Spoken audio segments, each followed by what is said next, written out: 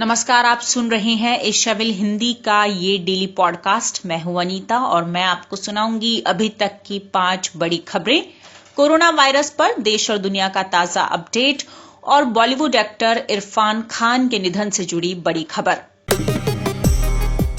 बॉलीवुड के मशहूर एक्टर इरफान खान का 54 साल की उम्र में निधन हो गया है। बीते दिनों उन्हें खराब स्वास्थ्य को लेकर मुंबई के कोकिलाबेन अस्पताल में भर्ती कराया गया था। उनकी तबीयत अचानक बिगड़ी थी, जिसके बाद उन्हें आईसीयू में भर्ती करना पड़ा था। बॉलीवुड के शानदार अभिनेताओं में शुमार इरफान खान का यूं अचानक चले जाना उनके फैंस के लिए बहुत बड़ा सदमा है। इरफान खान के निधन की इस खबर के बाद पूरे बॉलीवुड में शोक की लहर दौड़ गई है। साल 2018 में इरफान खान को पता चला था कि वो न्यूरो एंडोक्राइन ट्यूमर से पीड़ित हैं। इस बीमारी के इलाज के लिए वो लंदन भी गए थे और करीब साल भर इलाज कराने के बाद वापस भारत लौटे थे।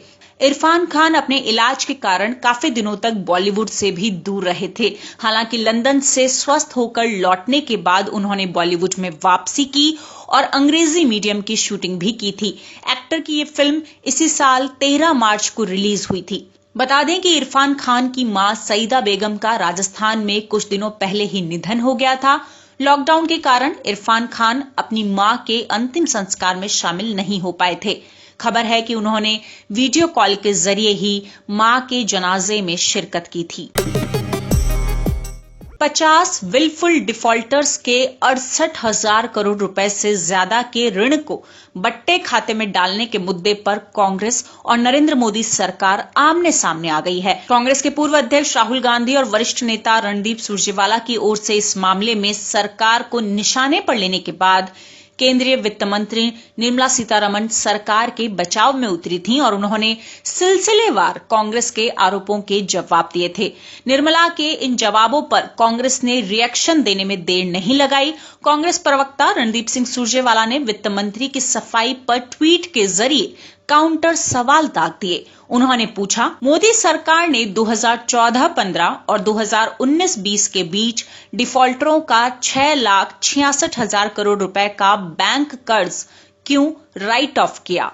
क्या 95 डिफॉल्टरों का 68,607 करोड़ रुपए का कर्ज माफ करने का आरबीआई का आरटीआई जवाब सही है? मोदी सरकार देश का पैसा लेकर भाग गए घोटालेबाजों नीरव मोदी, मेहुल चौकसी, जतिन मेहता, माल्या और अन्य मित्रों का कर्ज क्यों राइट ऑफ कर रही है? इतना बड़े 6,66,000 करोड़ रुपए के बैंक कर्ज राइट ऑफ करने की अनुमति सरकार में किसने दी और क्यों?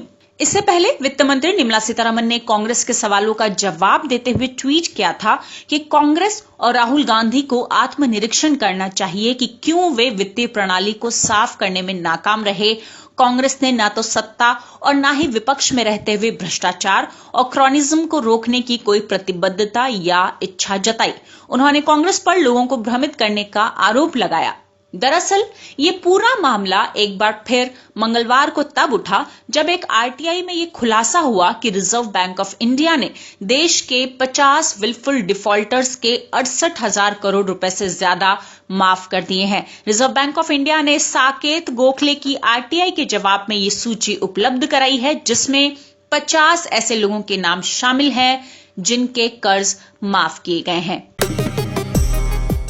दुनिया भर में धार्मिक स्वतंत्रता पर नजर रखने वाली अमेरिकी संस्था US commission on international religious freedom यानी USCIRF ने साल 2020 के लिए अपनी सालाना रिपोर्ट जारी कर दी है। रिपोर्ट में कहा गया है कि भारत उन देशों में शामिल है जहां धार्मिक अल्पसंख्यकों पर उत्पीड़न लगातार बढ़ रहा है। अपने आधिकारिक ट्विटर हैंडल से किए गए ट्वीट में लिखा है कि साल 2004 के बाद ये पहली बार है जब USCIRF ने भारत को कुछ खास चिंताओं वाले देशों की सूची में शामिल करने का सुझाव दिया है।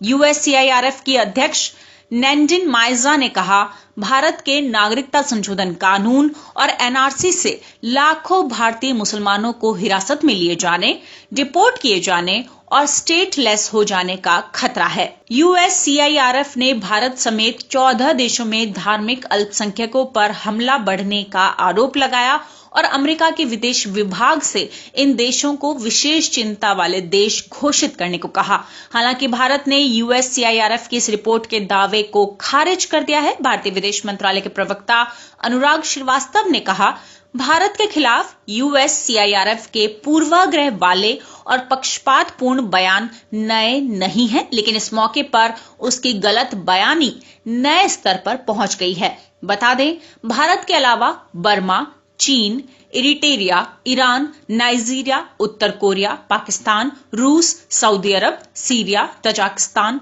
तुर्कमेनिस्तान और वियतनाम को कंट्रीज विद पर्टिकुलर कंसर्न की श्रेणी में रखा गया है। अमेरिकी सरकार ने इंटरनेशनल रिलीजियस फ्रीडम एक्ट की असफलता के बाद 1998 में USCIRF का गठन किया था। भारत शुरू से ही इसके विचारों को मान्यता नहीं देता है। साल 2019 में भी USCIRF ने भारत सरकार की नीतियों पर अल्पसंख्यकों, खासकर मुसलमानों की धार्मिक आजादी का उल्लंघन करने का आरोप लगाया था।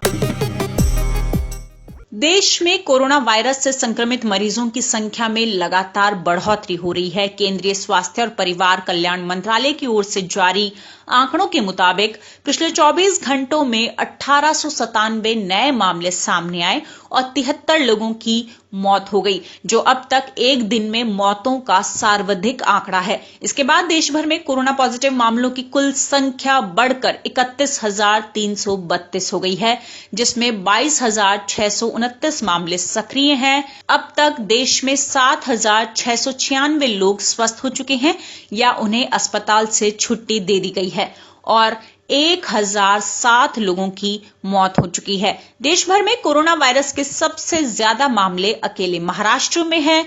महाराष्ट्र में अब तक कुल 9,318 मामले सामने आ चुके हैं। वहीं महाराष्ट्र में मुंबई कोरोना वायरस का मुख्य केंद्र बना हुआ है, जहां पर अब तक कुल 6,169 लोग कोरोना से संक्रमित हो चुके हैं। अकेले मुंबई में कोरोना वायरस की वजह से 244 लोगों की जान जा चुकी है। वहीं पूरे महाराष्ट्र में अब तक 400 से ज्यादा लोगों की मौत हो चुकी है। हालांकि महाराष्ट्र में ही कोरोना वायरस को हराकर 1,388 लोग ठीक भी हुए हैं। महाराष्ट्र के बाद देश भर में कोरोना वायरस के सबसे ज्यादा मामले गुजरात में हैं, जहां पर अब तक 3,744 कोरोना संक्रमण के मामले सामने आ चुके हैं। दिल्ली के स्वास्थ्य मंत्री सत्येंद्र जैन ने बताया कि दिल्ली में कोरोना पॉजिटिव मामलों की कुल संख्या बढ़कर 3,314 हो गई है। दिल्ली में अभी तक कुल 1,078 लोग ठीक हो चुके हैं। वहीं चौथे नंबर पर मध्य प्रदेश है, जहां कोरोना के मामले तेजी से बढ़े हैं और अब तक वहां पर कुल